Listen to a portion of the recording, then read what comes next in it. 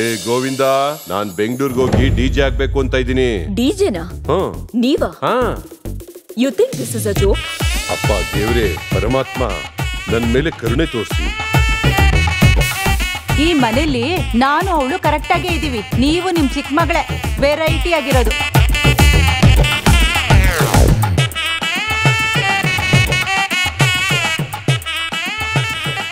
ದುಡ್ಡು ಕೊಡ್ಲಾ?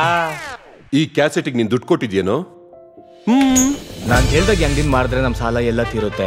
ಸಂಪಾದನೆ ಮಾಡಿದಲ್ಲ ಸ್ವತ್ತಾಗಲ್ಲ, ಅದರಲ್ಲಿ ಕೆಲವು ನೆನಪುಗಳಿರ್ತವೆ. ಅದನ್ನ ಕಾಪಾಡ್ಕೋಬೇಕೆ ಹೊರತು ಮಾರಬಾರ್ದು. ನಿಮ್ಗೇನ್ ಹುಚ್ಚಿಗೆ ಹಿಡ್ದಿದ್ಯಾ? ಈ ಸಂಗೀತ ಎಲ್ಲ ನಮ್ಗೆ ಆಗ್ ಬರೋದಿಲ್ಲ. ಸುಮ್ನೆ ಅದ್ರಿಂದ ಸುತ್ತಬೇಡ. ಅಂಗಡಿನ ಮಾರ್ಬಿಡೋಣ ಅಂತ ನಿರ್ಧಾರ ಮಾಡಿದೆ. ನಿಮ್ ಆಂಬಿಷನ್ಸ್ ಎಲ್ಲ ಏನಾಯ್ತು? ಆಗ 20 ವರ್ಷ ಆಗಿದೆ ಈ ಮೂರ್ತಿಗೆ, ಈಗ 50 ವರ್ಷ ಆಗೋಯ್ತು.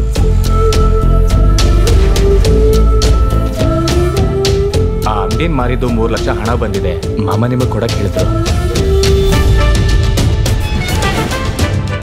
ಈ ವಯಸ್ಸಲ್ಲಿ ನಾನು ಡಿಜೆ ಕಲ್ತ್ಕೊಳ್ಳೋದಕ್ಕೆ ಭಯ ಪಡ್ಲಿಲ್ಲ ಸರ್. ಅದನ್ನ ನಿರೂಪಿಸೋದಕ್ಕೆ ಅಂತ ನಾನು ಪಡ್ತಿರೋ ಪ್ರಯತ್ನದಲ್ಲಿ ನಾನು ಸ್ವಲ್ಪನೂ ಭಯ ಪಡೋದಿಲ್ಲ ಸರ್.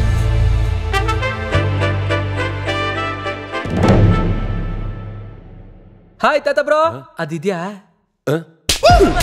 ಎಲ್ಲಿಗೆ ಬಂದು ಏನು ಏನು ಕೊಂದಾಕ್ಬಿಡ್ತೀನಿ. ಇದು ಮೂರ್ತಿ ಮ್ಯೂಸಿಕ್ ಶಾಪ್ ಕಣೋ.